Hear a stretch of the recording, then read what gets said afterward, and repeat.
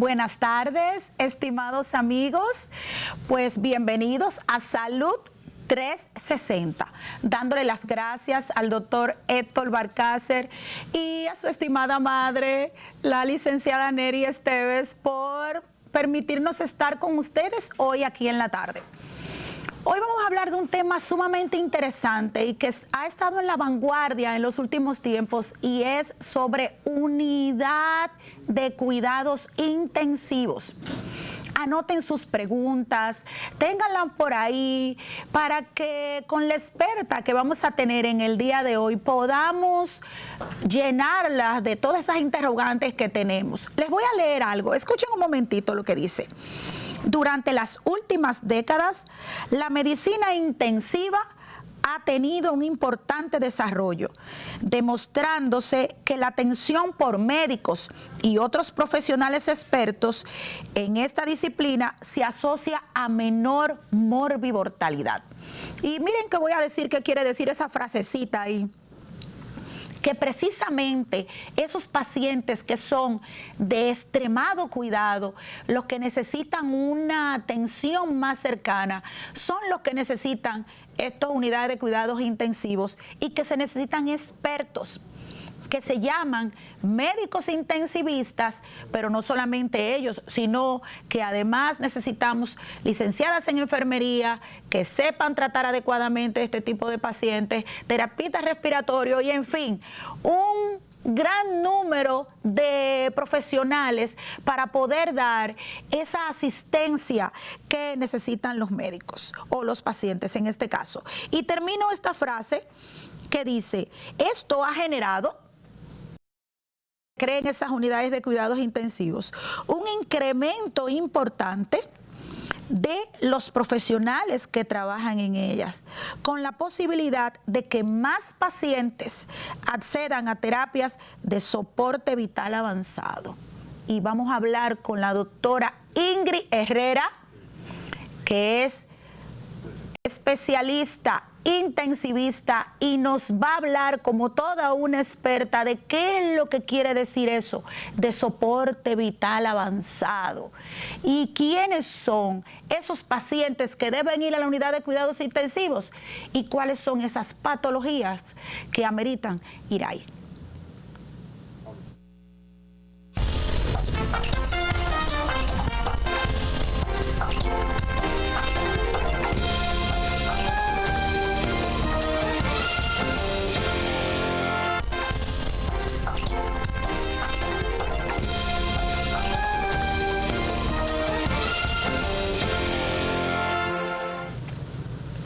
Muy buenas tardes y de verdad bienvenidos otra vez a Salud 360. Aquí les presento a la doctora Ingrid Herrera, intensivista, quien nos acompaña esta tarde para hablarnos de un tema que es sumamente interesante y relevante, que es sobre unidad de cuidados intensivos. La doctora Ingrid Herrera, señores, es la coordinadora de la unidad de cuidados intensivos en el Hospital Marcelino Vélez y también trabaja en la unidad cardiovascular en el Hospital General Plaza de la Salud.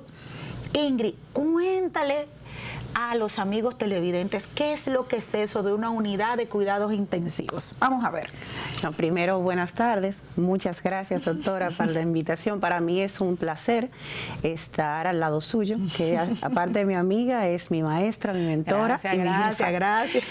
Bueno, entonces, entrando en materia, una unidad de cuidados intensivos es un espacio creado dentro de un hospital ya de alta complejidad o de tercer nivel para atender a aquellos pacientes que tienen una condición que, independientemente de la forma en la que lleguen, ya sea caminando o que sean llevados por su condición, tienen una patología que lo pone en potencial riesgo de muerte o de una complicación mayor en menos de 24 horas. ¿Qué es lo que es eso de tercer nivel? Porque oigan esto, ahora tercer nivel, ¿qué es lo que es eso? Hay un primero, hay un segundo, ¿cómo que uno llega al tercero? Sí, no. Eso. Lo que pasa es que los hospitales, o sea, las clínicas, están categorizadas dependiendo de los servicios que ofrecen. Mientras mayor sea la complejidad de los servicios que se ofrecen, por ejemplo, uno de primer nivel es aquel donde prácticamente prácticamente solamente hacemos consultas. Usted acude, lo evalúan, lo consultan. Ya cuando eso implica también realizar estudios, internamientos, puede ser un segundo nivel. Cuando aparte de eso disponemos de poder realizar procedimientos avanzados y específicos para algunas patologías y tenemos las especialidades necesarias, cardiólogos, intervencionistas, neurocirujanos, cirujanos generales y cirujanos cardiovasculares, y se hacen procedimientos mayores, ya ahí pasamos a un tercer nivel. O sea que hay que tener un equipamiento y un personal bien entrenado para estar en un hospital de tercer nivel. Eso es lo que lo convierte en un tercer nivel. Sí. El qué tipo de enfermedades yo pueda tratar. La preparación, la capacitación en cuanto a equipos que tenga el centro y la complejidad de las enfermedades que se van a tratar. ¿Y hay muchos tipos de UCI o solamente uno? Yo voy a unidad de cuidados intensivos y es solamente uno, o hay diferentes tipos de UCI. No, hay, dependiendo de la patología, hay varios UCIs. Está el UCI polivalente, donde se tratan todas las enfermedades en sentido general. ¿Cómo cuáles? Crisis hipertensiva, infartos cerebrales, hemorragias cerebrales, infartos cardíacos. Polivalente es porque lo abarca todo y todo va a depender de la estructura organizacional que tenga la institución, ya sea el hospital o la clínica. Ahora, lo que corresponde y la organización que tienen fuera de nuestro país, los países desarrollados, es tener, por ejemplo, un UCI materno para las pacientes obstétricas o puérperas que hayan desarrollado una condición, las embarazadas, que las pone en riesgo de complicación mayor o de muerte, puedan ser ingresadas ahí. Está el UCI pediátrico para niños menores de 18 años o menores de 15. ¿Nosotros tenemos UCI pediátrico? Nosotros tenemos. Está el UCI neonatal, que es para las primeras horas de vida del recién nacido que necesita una atención especializada. También. Porque tú dices los países desarrollados. Nosotros tenemos. En el área polivalente entonces nos dividimos. Están los UCI coronarios, que son para pacientes cardíacos específicamente. Están las UCI isquémicas o unidades de ictus, que son para pacientes que hacen enfermedad cerebrovascular, generalmente isquémica. Un derrame cerebral. Un derrame cerebral, donde se ingresan ese tipo de pacientes. Y la UCI general. ¿Y por qué que la gente le tiene tanto miedo al UCI? ¿Qué es lo que pasa? ¿Por qué que la gente le tiene miedo? Si es el lugar donde se va a resolver problemas, que tienes un problema delicado. Los UCI no son porque uno se va a morir, ¿eh? Al contrario, la unidad de cuidados intensivos es para que tienes una condición que es delicada, que vamos a hablar de algunas de ellas, y ahí está el personal apropiado para darte el tratamiento que necesitas. ¿Por qué que la gente le tiene miedo al UCI? Son muchas las razones por las que una persona puede tenerle miedo a estar en una unidad de cuidados intensivos. Lo primero es que obviamente si está en la unidad de cuidados intensivos es porque tiene una condición que lo pone en un riesgo importante para su vida en las próximas 24 horas, y eso atemoriza a cualquiera. Aparte de que en la mayoría, por la complejidad de los procedimientos que se hacen en las unidades de cuidados intensivos, la mayoría de las veces no están siempre acompañados de sus familiares. Entonces, cuando tú sacas a un paciente que está siempre habituado a estar con su familia y lo pones en un lugar donde desconoce a todo el personal que está, y aparte está solo y está enfermo, eso hace que haya como cierto recelo y cierto temor cuando se llega a la unidad de cuidados intensivos. ¿Por qué que no dejamos que la gente esté en el UCI? Porque si usted está en una habitación, ustedes lo ponen con un familiar. ¿Y por qué que no se puede? Porque, ¿qué es lo que pasa? O sea, ¿cuál es el problema? Porque si yo tengo un familiar enfermo, yo quiero estar en la unidad de cuidados intensivos. No es que no se pueda. Hay varios tipos de UCI. Están las UCI cerradas, que son el modelo que implementamos mayormente en República Dominicana. UCI cerrada en el sentido de que tenemos un horario específico en el que los familiares y un número limitado de familiares que pueden visitar a los pacientes. Y están las UCIs abiertas, donde el familiar puede o tiene una mayor cantidad de horas para ir a visitar a su familiar o a su paciente. Se pueden pasar o toda la tarde o pueden entrar varias veces durante el día. Pero para eso hay que disponer de una estructura que lo permita, donde podamos tener quizás un cubículo o un aislamiento para cada paciente que permita la privacidad de ese paciente con su familiar. ¿Y nosotros tenemos abierta en el país? No. Abierta completamente, que tenga yo conocimiento, no. Sí sé que hay algunas que tienen mayor espacio en cuanto al horario de las visitas. Y eso, señores, es porque cuando usted está en una unidad de cuidados intensivos, usted está en una posición frágil. Y usted sabe que al dominicano le gusta mucho ir a acompañar, ¿verdad? Y vienen los vecinos, los primos, los tíos, a ver a todo el mundo. Y cuando toda esa gente viene, te puede traer una infección. Y por eso, algunas de las razones por las que no se permite esa entrada masiva de personas a la unidad de cuidados intensivos. Ingrid, hablemos un poquito. Por ejemplo, esos pacientes, ¿cuáles son esas patologías que te llevan a la unidad de cuidados intensivos? Vamos a decir, ¿cuáles son aquellas las más graves? Enumérame por lo menos 2 o 3 y hablaremos un poquito de ellas para que los amigos televidentes se enteren. Bueno, esa persona llegó a la unidad de cuidados intensivos porque tiene ¿qué enfermedad? ¿Qué condición? Bueno, yéndonos por la parte cardíaca, lo primero sería el infarto. Un infarto cardíaco, independientemente de la condición en la que llegue el paciente, porque hay varias formas. El paciente puede haber hecho el dolor de pecho, haber hecho el infarto, pero llega caminando a la emergencia, llega solamente con el dolor. Se medica y piensa que no está grave, pero nosotros que sabemos los tipos de infarto que hay, la gravedad y el tiempo que tenemos para poder actuar y mejorar ese paciente, nos hacen llevarlo a una unidad de cuidados intensivos. Señores, el 50% de los infartos no llegan al hospital. Si usted tiene un infarto, eso es una situación grave. Un infarto al corazón es grave. Hay que dejarlo ingresado en la unidad de cuidados intensivos. ¿Qué más? Están las crisis hipertensivas, o sea, cuando los niveles de presión arterial suben de una forma exorbitante que le provoca una sintomatología al paciente que puede ser cefalea, pueden ser mareos. ¿Cefalea qué es lo que es eso? Dolor de cabeza. Ah, no, porque eso. ¿Ustedes saben lo que es eso de cefalea? Ellos no saben tampoco eso de cefalea, los amigos no saben. Cefalea, eso es dolor de cabeza.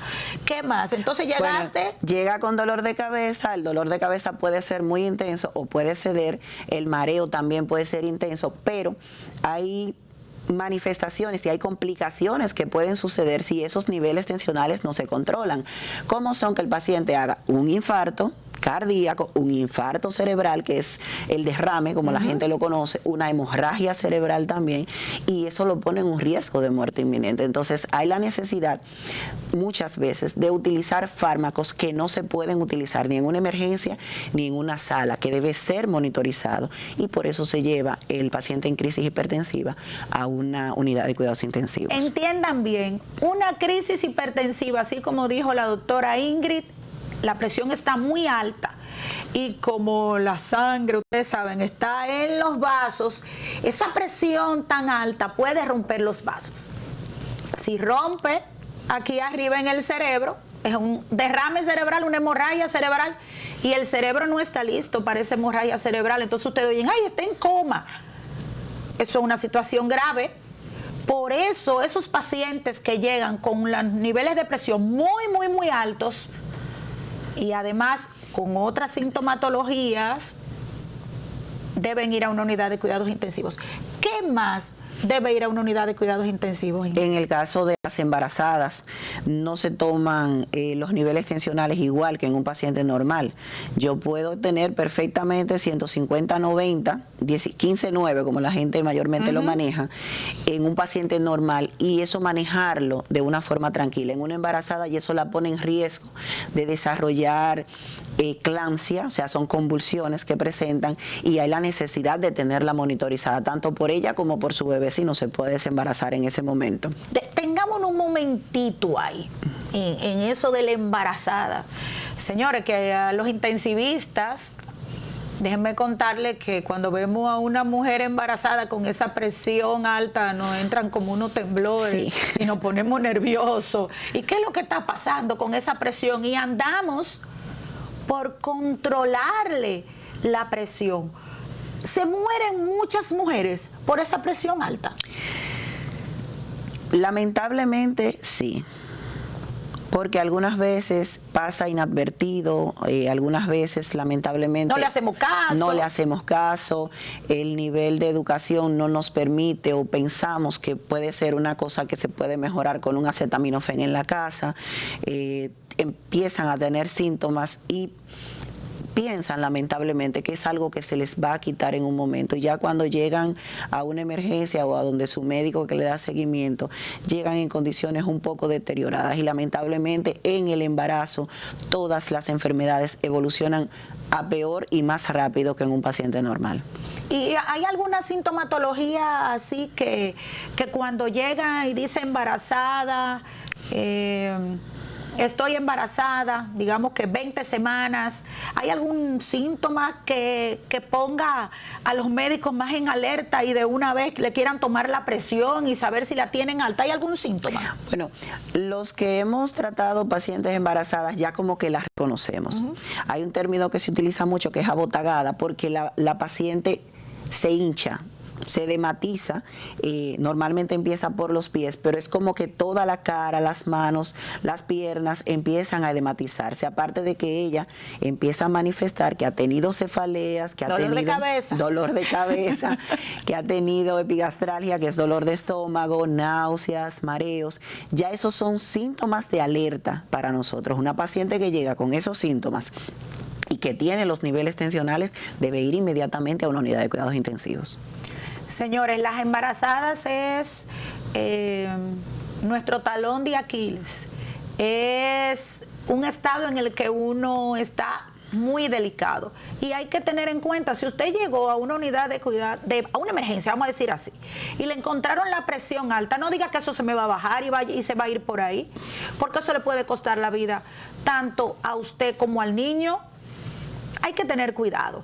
¿Qué otras cosas te llevan a una unidad de cuidados intensivos? Los pacientes con accidente cerebrovascular, ya sea o el infarto cerebral, el derrame, como la gente lo llama, o la hemorragia cerebral. ¿Y cuál es la diferencia entre eso, entre ese infarto y entre esa hemorragia? Vamos a ver, porque eso como de derrame y hemorragia es como que se parece, es como lo mismo. Vamos a ver, explícame la eso, sintomatología y algunas veces las complicaciones parecieran las mismas, pero es completamente distinto. En la hemorragia cerebral, ya sea por hipertensión, por un trauma, o sea, por un accidente o por una malformación en el cerebro que se haya roto, lo que hay es un escape de sangre, hay una ruptura o de un capilar o de un vaso sanguíneo importante en el cerebro, y eso hace que la sangre salga de su trayecto habitual y provoque la hemorragia, que al final va a terminar también una isquemia, porque lo que se rompió ya no va a permitir que una parte del cerebro reciba la sangre que necesitaba. Isquemia es que a uno en esa parte no le llegó sangre. Exacto. Usted tiene, ¿se acuerdan? Vasos por todas partes. Cuando hay isquemia es porque ese vaso o se llenó de basura y se ocluyó, o se rompió y a esa área ya no le llega sangre. Área que no le llega sangre, ¿qué le pasa? Se infarta. ¿Y qué es lo que es eso del infarto? Es la muerte de una área del cerebro. Se murió. A lo que no le llega sangre, se murió. Y eso ocurre porque el nivel de presión está muy alto. Sígueme explicando entonces. No, y que hay que tomar en cuenta que el cerebro es el más importante de todo nuestro organismo. ¿Quién dijo? Si el cerebro No, ¿cómo así? El corazón es lo más chulo. Lo más bonito es el corazón, pero la parte más importante que controla todas las funciones vitales de nuestro cuerpo es nuestro cerebro. Y es un espacio reducido, pequeño, que un pequeño sangrado en una área específica puede causar desastres en toda nuestra economía. Entonces, por eso es importante cuando un paciente se tiene la sospecha de que tiene una enfermedad cerebral, llegue a una emergencia, se diagnostique a tiempo y pueda ser manejado como es debido. En una unidad de cuidados intensivos. En una unidad de cuidados intensivos. ¿Y ahí qué se hace con esto? No, espérame. Dime otras patologías, aunque sea una más, para luego entonces nosotros nosotros hablar sobre qué se hace en una unidad de cuidados intensivos. Bueno, la mayor cantidad de los ingresos que tenemos en las unidades de cuidados intensivos generalmente son los pacientes sépticos. ¿Qué es lo que es el séptico, Ingrid? La sepsis es cuando usted adquiere una infección que pasa a su sangre y se disemina en el organismo. Ah, pues una infección grave. Muy grave. Entonces, cuando ya esa infección pasó a su sangre, se distribuye por su organismo, causa una serie de problemas, y si aparte de eso continúa a pesar del manejo ocasionando problemas que le provoca inestabilidad al paciente, que hay la necesidad de colocar medicamentos para mantenerlo con una condición adecuada, entonces pasaría a ser lo que es un choque séptico. Y dependiendo de la cantidad de órganos que se vean afectados. Ah, porque esa infección se va a todos los órganos. Sí, entonces se llamaría fallo multiorgánico. Ay.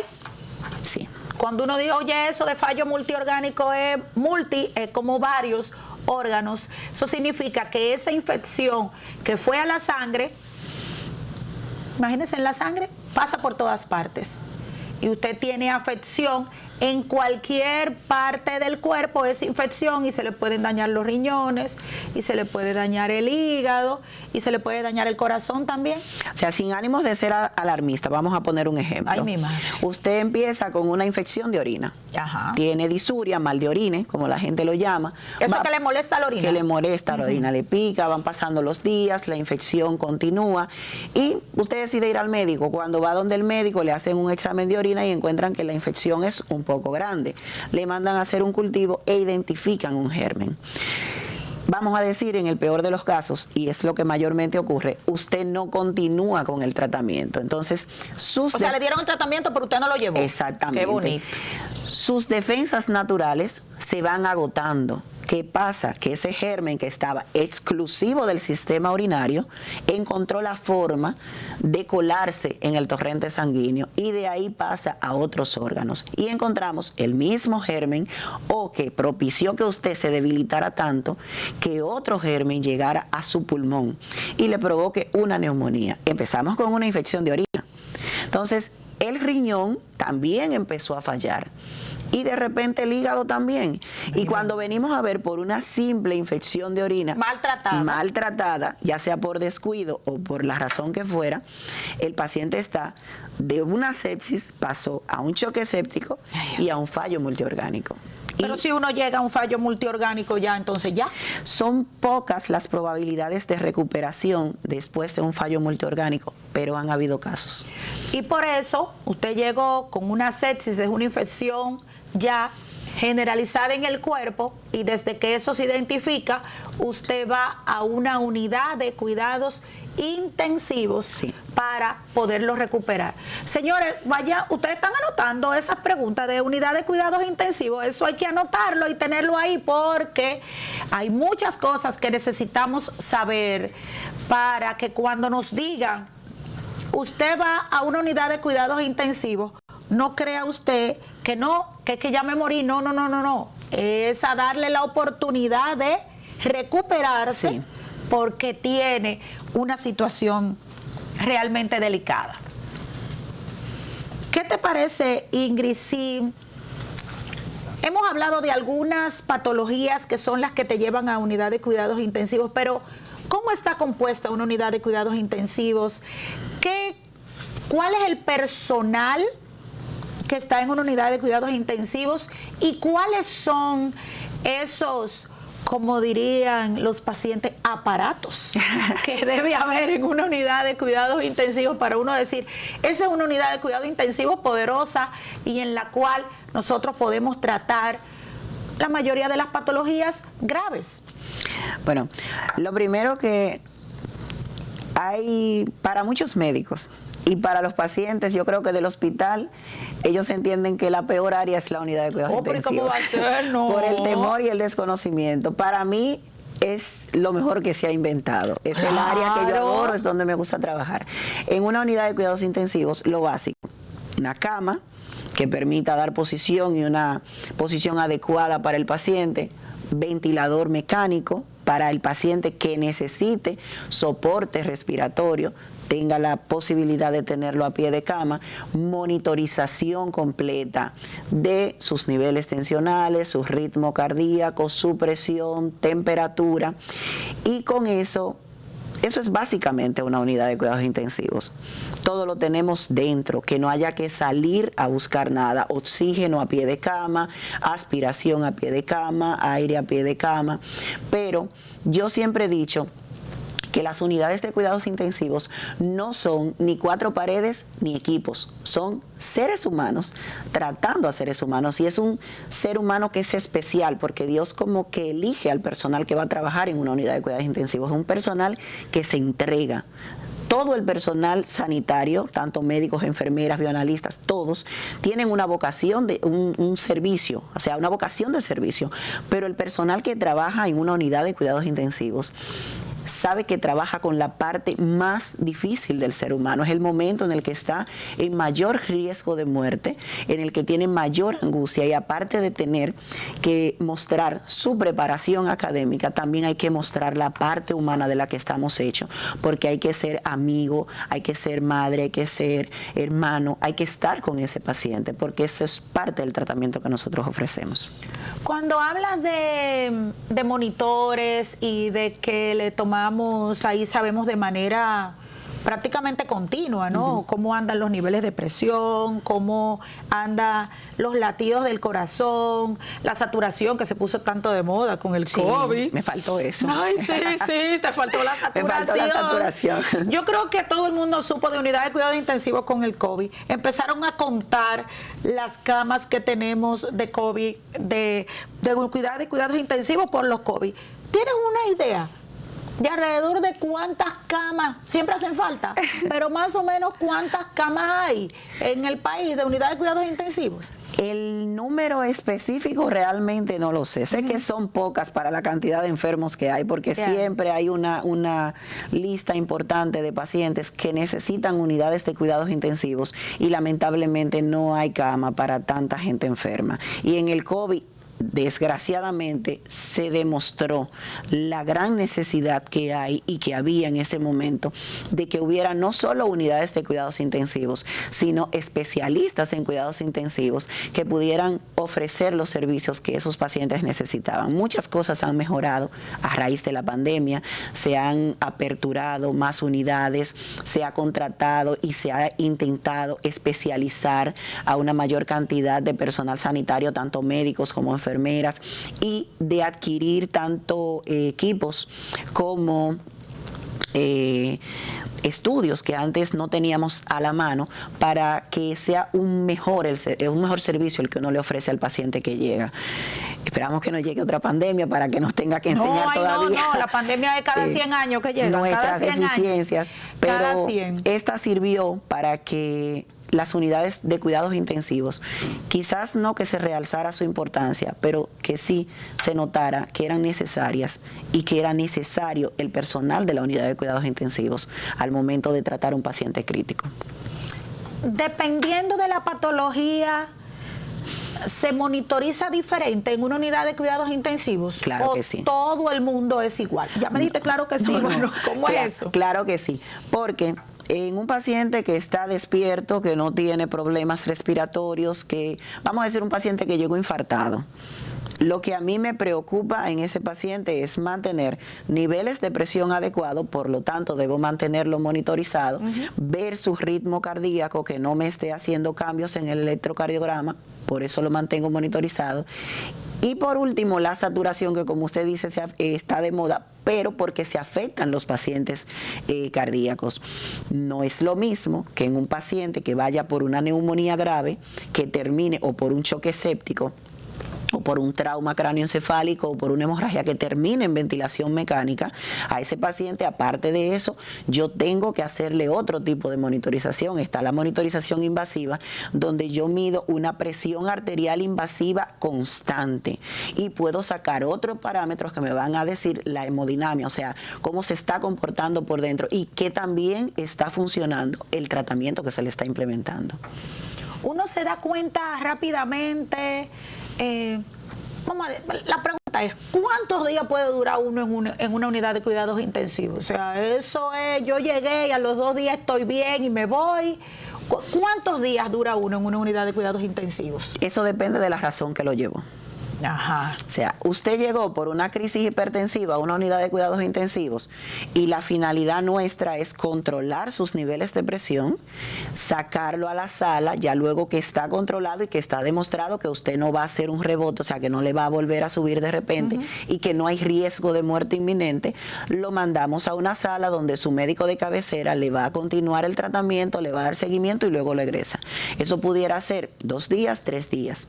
Un infarto que se pudo tratar a tiempo, que se pudo revascularizar, también pudieran ser 2 días o 3 días. Ahora, una persona con un infarto cerebral que quedó en un estatus comatoso, que tiene dependencia para poder respirar de un ventilador mecánico, puede durar entre 1 mes, 2 meses y hasta 3 meses.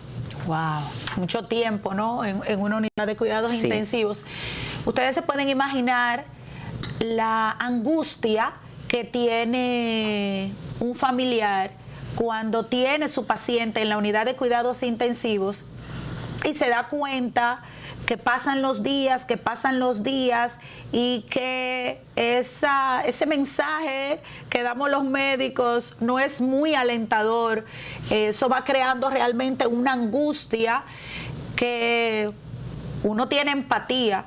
En muchos centros hay un equipo de psicólogos hablando con la familia, explicándoles cuál es la situación del paciente y saber si va a salir bien o no de la situación que tiene, pero no siempre las cosas salen bien. Exacto. Se muere mucha gente en UCI. Hay gente que dice, ay, el que llegó a UCI se murió. Ese llegó a UCI y ya. Al que le pusieron ese aparato para respirar se murió. Siempre voy a utilizar, depende de la patología que los llevó a la unidad de cuidados intensivos. No todos los pacientes que llegan a cuidados intensivos terminan en ventilación mecánica. Y no es cierto que todos los pacientes que terminan en ventilación mecánica, para que me puedan entender, a los que le entran un tubo por la boca que va directo a sus pulmones para llevarle oxígeno, no todos fallecen. Hay pacientes que tienen una condición de base que no les permite estar bien y que es necesario ayudarlo a respirar hasta que la otra condición se pueda recuperar. Luego que eso se recupera, sacamos ese tubo y la mayoría de las veces el paciente se va muy bien. Pero sí, en las unidades de cuidados intensivos, lamentablemente, dependiendo de la condición que lo haya llevado, fallece mucha gente. Sobre todo del tiempo en el que haya llegado, ¿no, Ingrid? Y sobre todo en el tiempo de la enfermedad. Porque si usted, vamos a decir así, tiene una neumonía y usted no espere el último minuto ya a que no tenga ni un solo aliento para llegar a la emergencia, muy probablemente esa neumonía pueda resolverse, aunque haya que intubarlo, y que usted no amerite mucho tiempo con un tubo en la boca, que los antibióticos actúen de manera adecuada, que uno se recupere y salga de esa situación. Ahora, si usted esperó el último minuto, que ya hay daño por todas partes, la posibilidad de recuperación, por supuesto, es mucho más difícil. ¿Qué te parece si hacemos una pausita, Ingrid, y le pedimos a los amigos televidentes que nos tengan sus preguntas? Vamos a abrir los teléfonos para que las preguntas que le tengan a Ingrid en relación a la unidad de cuidados intensivos, en relación a qué siento yo como familia o como paciente en la unidad de cuidados intensivos, podamos hacerla. Volvemos de nuevo con Salud 360.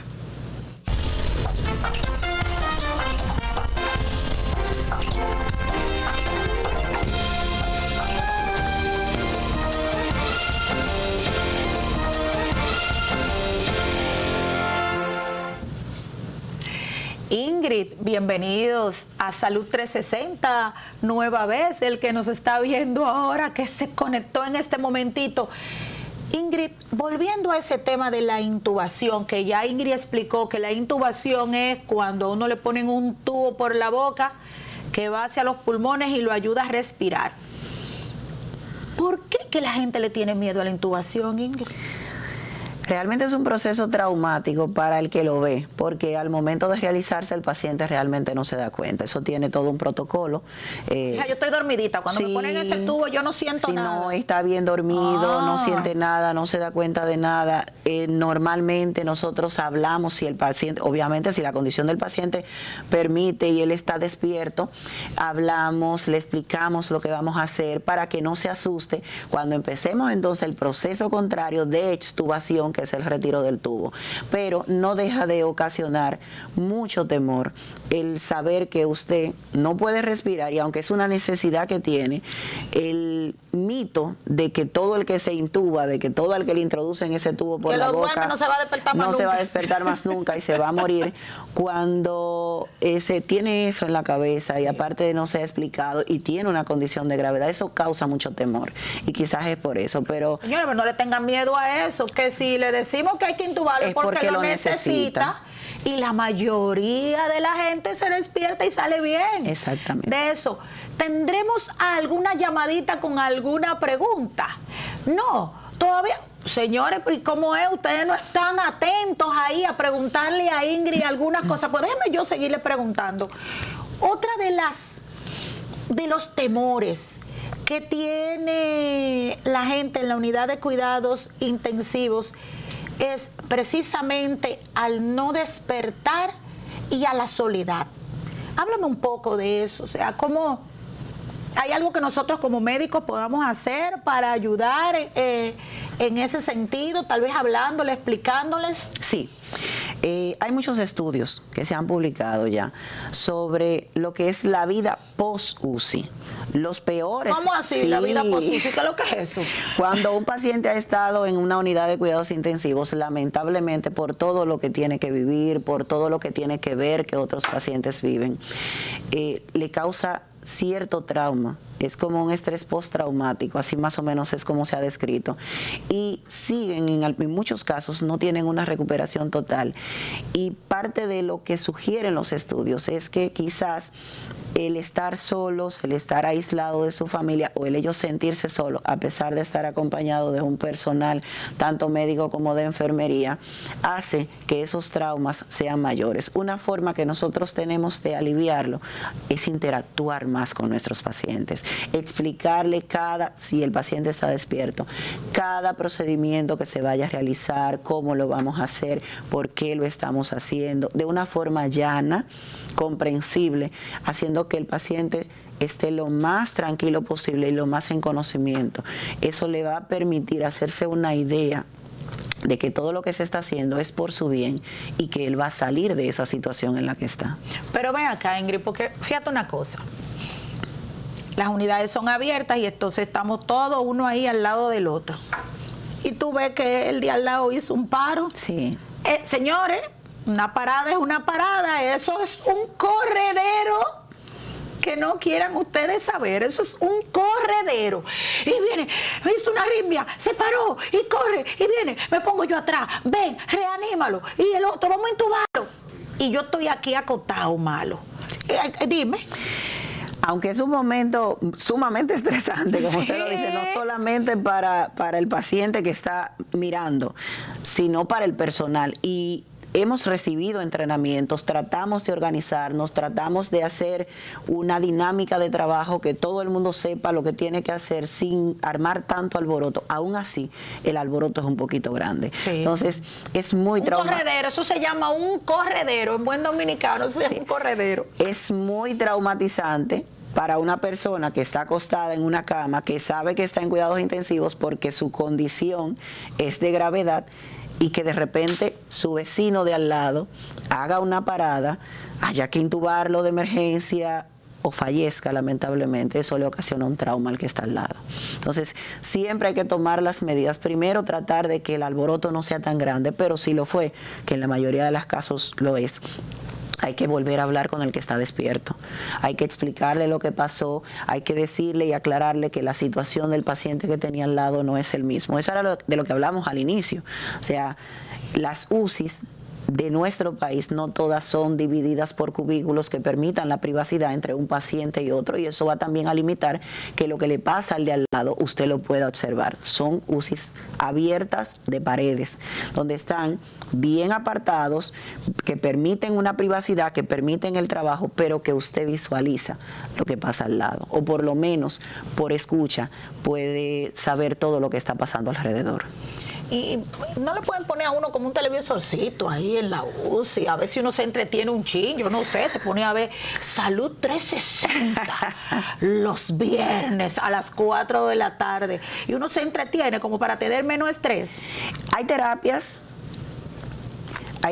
que se están implementando, que eso permite que el paciente tenga como mayor familiaridad, que es eso, implementar la música, no tanto las televisiones con programas, porque se supone que usted debe estar relajado y estar tranquilo y en reposo, pero sí otros tipos de terapia. En los casos de los niños, por ejemplo, a veces le llevan musicales, en adultos también van algunos, tocan guitarra y poner música. Señores, agradecemos de manera infinita a la doctora Ingrid Herrera por venir a explicarnos de manera tan clara lo que es una unidad de cuidados intensivos y cuáles son esas condiciones que te llevan ahí y que son la mayoría totalmente recuperables. Nos vemos en la próxima. Pasen feliz tarde. Salud 360 se despide.